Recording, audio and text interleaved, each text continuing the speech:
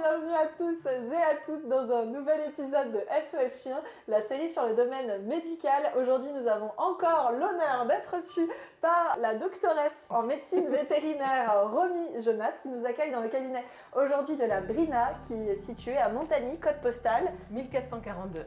Parfait. Alors aujourd'hui, un thème assez intéressant pour vous parce que vous êtes encore une fois tous et toutes concernés. Aujourd'hui, on va parler de quoi, Romy ? La toux du chenil. La toux de chenil. Est-ce que tu peux nous expliquer pour commencer, s'il te plaît, qu'est-ce que la toux du chenil pour ceux qui ne connaissent pas ? Alors la toux du chenil, déjà, on en parle comme étant du chenil parce que c'est là où il y en aura le plus facilement, mais c'est pas que dans les chenils que ça s'attrape. La toux du chenil, en fait, c'est ce qu'on appelle une trachéobronchite infectieuse. Donc trachéobronchite parce que ça touche la trachée et les bronches principalement. Alors ce dessin il nous montre l'anatomie du système respiratoire des voies hautes du chien avec les cônes nasaux, le palais avec les dents, la bouche, la langue, amygdale, le larynx, le palais mou, trachée, œsophage. Mais ça peut aussi toucher d'autres zones des voies respiratoires. Donc vraiment, maladie respiratoire hautement contagieuse chez le chien. Non transmissible à l'humain, multifactorielle par plusieurs germes. Donc ceux les plus connus, para-influenza, qui est un virus qu'on vaccine, et Bordetella bronchiseptica. What? Bordetella bronchiseptica. What? Qui, lui, Attends, essaye de dire ça 10 fois de suite, super rapidement. Et on va voir si t'es une vraie veto en fait. On va essayer. Allez, un petit défi comme ça. Allez. Allez, 5 fois. Bordetella bronchiseptica, Bordetella bronchiseptica, Bordetella bronchiseptica, Bordetella bronchiseptica, Bordetella bronchiseptica. Ok, Bordetella bronchiseptica. Voilà. Ok. Donc une vraie vétérinaire, venez les gars. Donc maladie respiratoire hautement contagieuse qui touche. Oh, tu nous as montré un petit dessin tout à l'heure. Oui. Et quelles sont les zones exactement ? Tu peux nous répéter qui sont touchées ? Donc, larynx, trachée et bronche. Ça fait beaucoup. Ça fait une bonne partie déjà des voies respiratoires. Sachant que ça, c'est dans la version, on dira standard, non compliquée. Si elle est version compliquée, ça peut toucher les muqueuses nasales, mais aussi les poumons. Attention, qui dit touche les poumons, dit pneumonie, qui est bien plus grave. Donc ça peut s'aggraver si on laisse passer, bien évidemment. En fait, c'est pas la maladie en elle-même qui est grave, c'est derrière ce que ça va pouvoir engendrer si on laisse passer. Comme beaucoup de gens connaissent le Covid, on va faire un parallèle, hein. Forcément. Quand vous aviez le Covid, certaines personnes n'avaient aucun symptôme et c'était la fête. C'est, ah, moi Covid résistant, je suis un chef. Certains avaient le Covid, mais n'avaient aucun symptôme. Un peu comme le GNMDR. Hein. C'est pas la Si même vous chose. n'avez pas vu la vidéo du GNMDR, hein, allez, petite page de pub, allez la voir juste ici. Certains n'avaient aucun symptôme, tandis que d'autres étaient super malades. Là, ça va être pareil. Certains, en fait, vont avoir la toux du chenil, mais vont montrer aucun symptôme. Les propriétaires, du coup, ne s'en rendent pas compte. D'autres vont avoir des symptômes, moyens à légers, ils laissent passer, au bout de quelques semaines, c'est résolu tout seul. Donc ça peut partir comme c'est Voilà. venu. Ceux qui vont aller chez le véto, c'est souvent ceux que c'est plus compliqué, soit parce que c'est une toux beaucoup plus forte avec des grosses glaires et des vomissements. Là où ça va être plus grave, c'est quand ça va descendre dans les voies respiratoires, c'est-à-dire ça va atteindre les poumons. Qui dit atteindre les poumons, dit pneumonie. Une pneumonie, c'est comme chez l'humain, c'est pas très agréable déjà, hein, et ça peut être plus ou moins grave, dans les cas les plus graves, de nouveau, la mort. La toux du chenil est multifactorielle, comme on l'a dit. Ça veut dire qu'il y aura plusieurs raisons d'avoir la toux du chenil. Ça peut être des virus, bactéries, mycoplasmes et autres. Donc en fait, c'est vraiment un ensemble avec ceux qui sont le plus représentés, para-influenza, qui est un virus, et Bordetella bronchiseptica, qui est une bactérie, un bacille pour être plus précise. Merci pour ces explications. Donc voilà ce qu'est la toux du chenil. J'essaie de te regarder plus là parce que ma mère elle m'a dit tu regardes trop là. Je vais t'expliquer. Je suis un chien. Je pars me promener, voilà, je vis des aventures. Et finalement, comment je risque de contracter cette maladie ? Quels sont les endroits, les éléments clés qui font qu'en fait un chien peut attraper la toux de chenil ? Le plus souvent, ça va être au contact nez à nez. C'était pour t'aider, mais si tu veux. Nez à nez, encore une fois.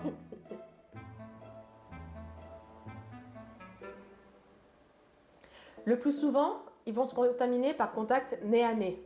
Maintenant, il existe aussi des contacts par aérosol, c'est-à-dire en fait, un chien par exemple qui va éternuer, va émettre des micro-gouttelettes avec justement les germes à l'intérieur.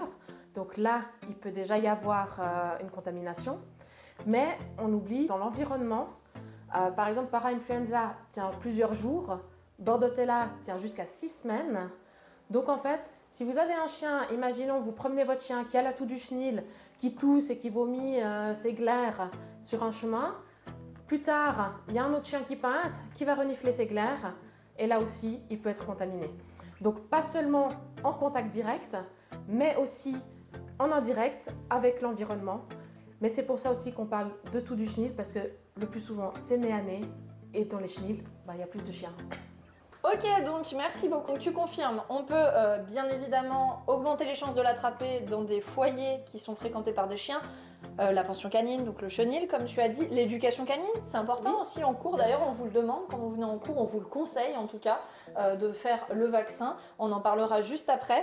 Mais sans fréquenter le chenil, et sans fréquenter des endroits gorgés de chiens, tout simplement en allant se balader et en passant finalement derrière un chien qui l'avait et qui a déposé en fait ses aérosols, c'est bien ça? Exactement. Ok, donc tout le monde est concerné, que vous fréquentiez finalement les chenils ou pas. Croyez-moi, on connaît de nombreuses personnes qui l'ont déjà contracté sans aller forcément au chenil. Donc c'est recommandé en tant que vétérinaire, j'imagine, de proposer de faire ce vaccin-là. C'est ça. Ok, super. Au revoir. Tu peux nous parler, c'est terrible, cette vidéo, cette prise-là aujourd'hui est horrible. Alors, on lutte. Alors, je suis un chien, de nouveau. Comment je peux savoir, si je suis le maître, comment je peux savoir que mon chien a des symptômes de la toux de chenil? Si par exemple il n'est pas vacciné, ou même qu'il est vacciné, puisque quand même l'avoir. Donc, quels sont les symptômes de la toux de chenil? Les symptômes principaux sont une toux, généralement sèche, rauque et parfois amétisante, c'est-à-dire qui peut faire des vomissements.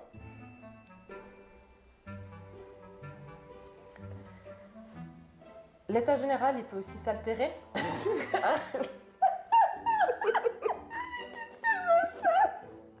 Bienvenue dans le monde de Vomi.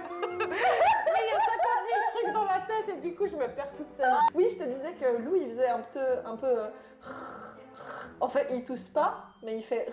Oui, mais c'est ce râle rauque, justement, parce que quand, en fait, ça va on dira surinfecter selon quel germe est apparu, ça peut créer aussi des glaires qui vont tapisser les voies respiratoires et que justement il veut cracher comme un fumeur un peu, veut cracher ce glairon. Certains vont jusqu'à vomir des glaires.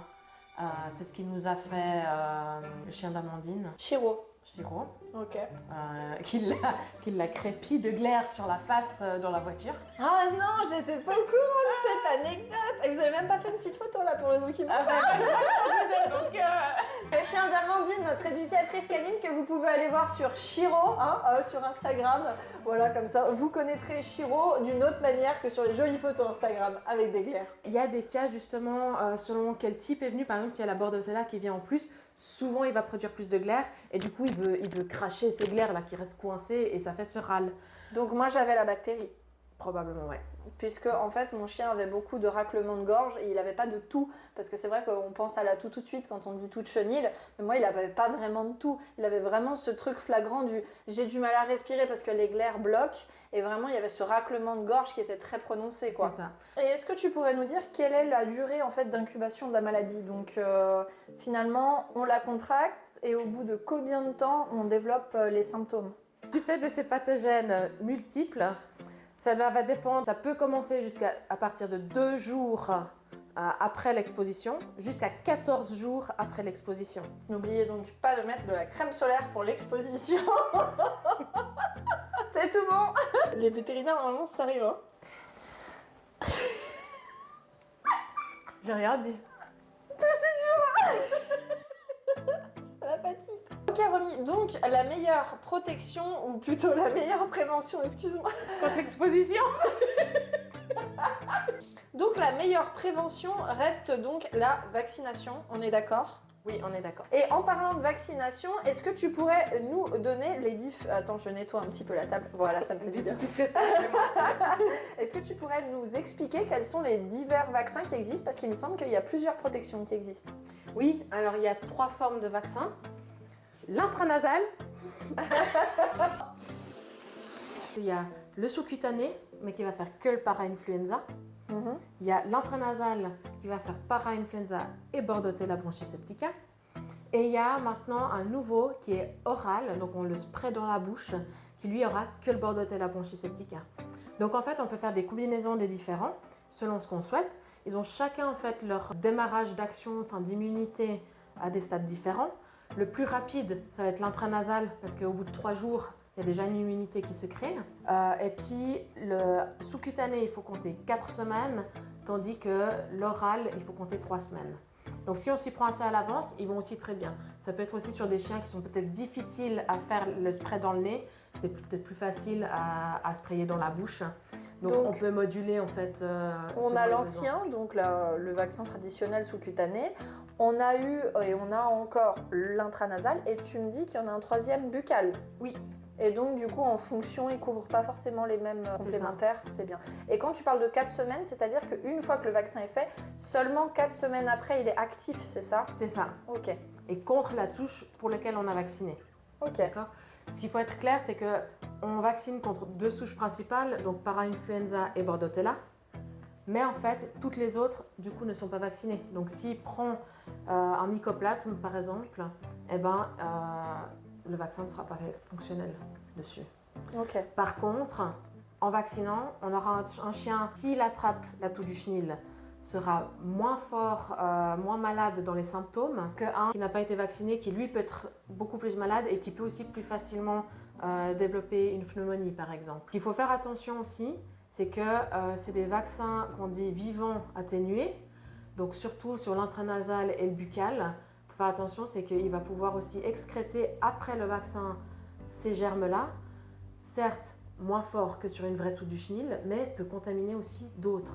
Donc on va éviter en fait de le faire genre 2 jours avant d'aller en pension, mais moi je le préconise 1 mois à l'avance. Ça dépend en fait aussi de quelle souche on fait, mais par exemple para-influenza et un virus. D'accord. Et puis Bordetella bronchiseptica, qui est un bacille qu'on va aussi justement faire dans l'intranasal par exemple ou dans le buccal.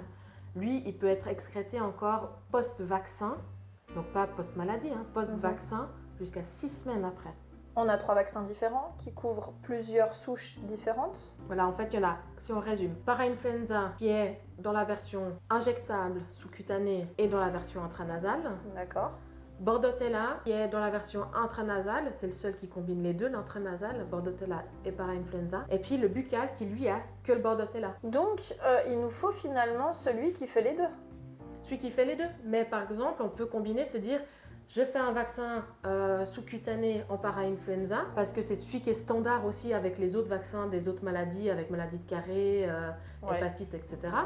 Et je fais le spray buccal. Pour avoir la combinaison des deux. Mais si on n'a pas fait ces vaccins et c'est pas bien, on devrait partir sur le nasal finalement pour avoir la combinaison des deux. En fait, la combinaison des deux, c'est qu'il y en a un qui est un virus et l'autre qui est la bactérie, c'est ça? C'est un bacille. Le nom exact para-influenza est le virus et le deuxième, Bordetella, est la bactérie. Voilà. Double possibilité de contracter finalement la maladie. Voilà. Sachant qu'il y a encore d'autres germes, mais ça, c'est les plus courants. Donc, la meilleure solution pour avoir la protection contre la bactérie et le virus reste finalement l'intranasal. Si on a déjà, voilà, si on veut faire en une fois, mais si on a déjà des HPPI et tout le petit complément, clac, on se prend la petite complémentaire buccale et on est protégé contre le virus et la bactérie. C'est ça. Et donc, bien comprendre que même si on est vacciné, on peut développer des symptômes, mais ces symptômes seront finalement plus légers et moins graves que si on n'est pas vacciné. Donc ça sert quand même de se faire vacciner. C'est ça. C'est pas une protection à 100%, mais qui atténue et qui fait que le chien il le vit mieux. Donc on conseille, et c'est finalement ce que tu conseilles aux gens, de regarder sur le passeport, donc des HPPI, c'est ça? S'ils ont déjà ça, on leur conseille du coup de faire le buccal pour la double protection. C'est ça. Et s'ils n'ont pas le DHPPI, ils sont censés quand même faire. Il y en a qui sont que en DHP.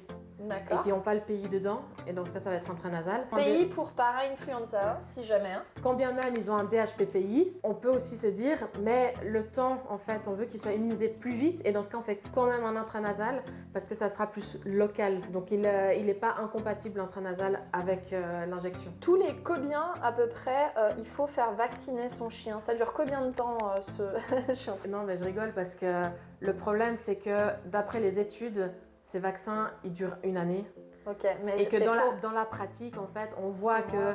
les chiens qui sont dans des chenils ou comme toi qui a une pension, ben, tes chiens sont fortement exposés. Oui. Et du coup, moi, je vais conseiller tous les 6 mois. Donc tous les 6 mois pour une personne qui fréquente des cours d'éducation canine, qui va dans une Intensif, pension, hein.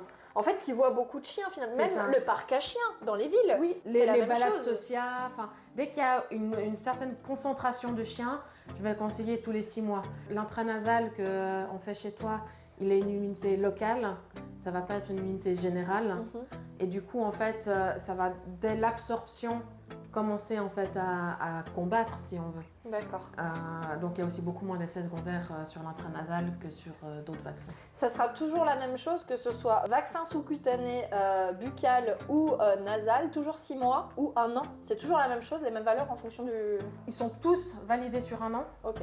Maintenant, moi, je vais faire selon le mode de vie du chien. Beaucoup de risques, peu de risques. Mais sur le fournisseur, ils sont tous à peu près pareils, Ils sont- 1 an. Sur le fournisseur, ils sont tous pareils. Ok, très bien. Donc on rebondit finalement un chien qui est très exposé, que ce soit en cours d'éducation canine, dans un chenil, si vous allez dans les parcs à chiens en ville, ou même si vous faites des balades sociales, puisque sur les groupes Facebook, ça se fait beaucoup maintenant, et je vous encourage bien sûr à le faire. Il est très important que votre chien ait une vie sociale, mais ça c'est un autre sujet comportemental et éducatif qu'on traitera un petit peu plus tard. On pense quand même à se faire protéger, c'est très important, et comme nous l'indique Romy, si vous êtes vraiment sur des sites à haute fréquentation au niveau des chiens, pensez à demander un avis vétérinaire et puis généralement on vous conseillera donc tous les 6 mois. Alors du coup comme on l'a vu on a un cas spécifique d'étude aujourd'hui, donc moi mes chiens fréquentent beaucoup de chiens que ce soit en pension, sur les cours, chez les membres et on a eu le cas de Lou qui est vacciné comme les autres, intranasal.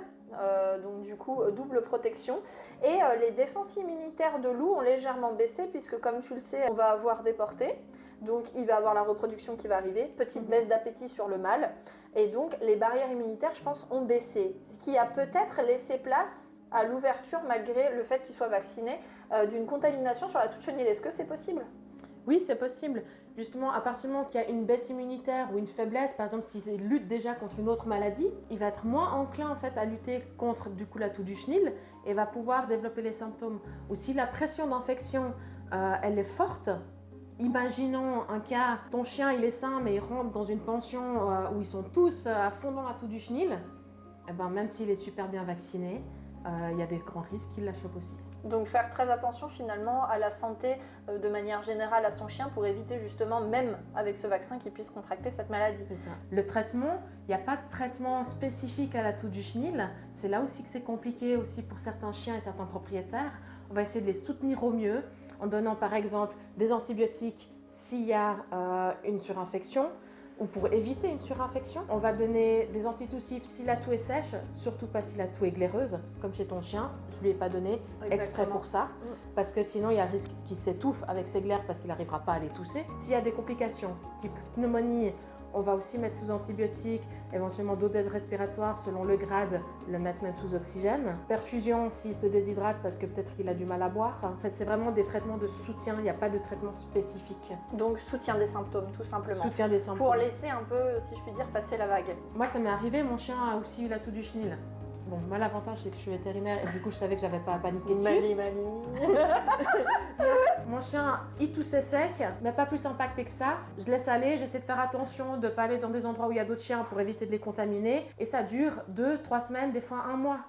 Et ça, c'est normal. Il faut le temps que le corps il fasse ce qu'il a à faire. Mais il faut quand même consulter le vétérinaire si vous commencez à avoir des symptômes pour éviter justement une dégradation de la santé du chien, parce que si vous avez bien écouté, ça peut vraiment dégénérer en pneumonie. Alors, je connais déjà la réponse puisque c'est quand même dans une formation quand on devient éleveur canin ou même qu'on fait, je pense, gardien d'animaux. Si on a un animal contaminé qui est passé chez nous, que ce soit à l'élevage ou à la pension, j'imagine qu'il faut faire une désinfection, n'est-ce pas, Romy? C'est ça. L'idéal, mais qui est souvent très compliqué à mettre en place dans des lieux comme ça, parce que ça va être par exemple, imaginons la SPA qui a un cadeau du chenil, il ne peut pas dire allez, j'enlève tous les chiens pour nettoyer. Du coup, moi je conseille de faire un vide sanitaire en plus de la désinfection, parce que vu qu'on sait que la Bordetella bronchiseptica peut durer 6 semaines dans l'environnement, au cas où on oublie un coin, on vide, on nettoie, on laisse passer le temps et après on remet des chiens. Mais est-ce qu'un bon gros coup de désinfectant, ça va nous faire partir la bactérie et le virus? Je pense que oui. Faut bien choisir par contre son produit. Ça va être spécifié dans les notices de chaque produit, qu'est-ce qui est pris en charge ou pas. Et sinon, le fabricant saurait vous renseigner sur des souches précises. Par contre, le risque, plus que le produit ne fonctionne pas, c'est d'oublier des endroits. Le petit coin derrière le canapé, les pieds, Ouais, ça va se manger. on parle de désinfection sanitaire, ce qui veut dire qu'il faut faire chaque centimètre carré. Quand on a une formation en élevage canin et en gardien d'animaux, généralement, on a une grosse partie sur l'hygiène. On vous conseillera souvent le produit Pinol qui est juste ici. Et le deuxième dont je ne me rappelle plus le nom, mais c'est magique, je vais le faire apparaître quand même, comme ça vous pourrez le voir. Donc du coup, finalement, la toux de chenille en soi, c'est pas très grave, mais ça peut laisser des complications sur le long terme beaucoup plus sérieuses. Oui, comme tu l'as dit, version simple, dérangeante, mais pas bien grave, comme quand nous on a un rhume. Mais si ça descend sur les poumons, que ça fait une pneumonie, selon la prise en charge, la réponse aux médicaments, à plein de facteurs de ce type-là, il peut avoir des lésions sur les poumons. Qui dit lésion dit plus tard cicatrice. Les cicatrices ne seront pas un tissu fonctionnel, du coup un moins bon apport en oxygène. Sur un chien de sport, ça va porter à grandes conséquences, parce que s'il s'essouffle, à peine il démarre, ça va pas aller. Pour un chien de compagnie qui fait juste quelques petites balades et le canapé, ça peut passer inaperçu.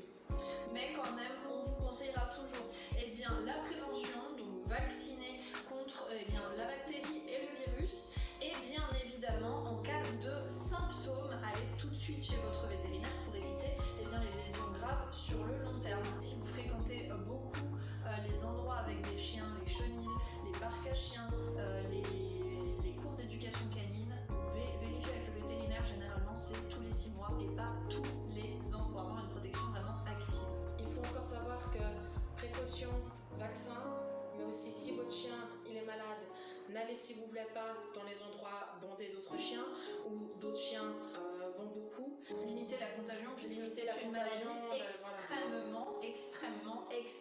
extrêmement contagieuse. Aux autres chiens. Ce n'est pas une zoonose. Nose.